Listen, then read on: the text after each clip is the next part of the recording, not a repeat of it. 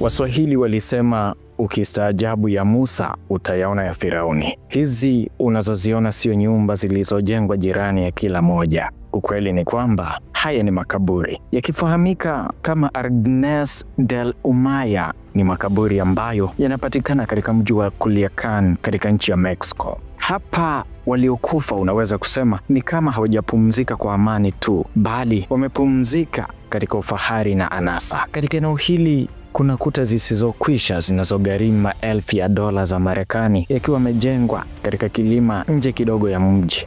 Ni makaburi ambayo sio tu kwamba yamebeba viongozi wa magenge ya kihalifu yanayouza dawa za kulevya kila siku nchini Mexico. Mfano, hapa kuna Ignacio Villarreal, pale kuna Arturo Beltran na kule kuna Manuel Torres. Kitu cha ajabu ni kwamba kuna hadi wifi inayosaidia uwepo wa internet katika eneo hilo, runinga za satellite na pia kuna kiyoyozi. Jaribu kupata picha hapa mtazamaji, kaburi la mtu ambapo ndani yake kuna mifupa linapigwa na kiyoyozi.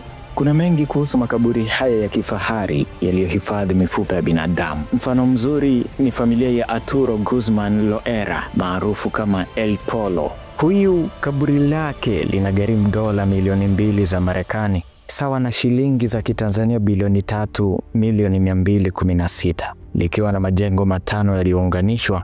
Kuna vigae vya Kiitaliano vilivyotumika katika kulijenga, nakshi za dhahabu pamoja na vioo visivyopitisha risasi.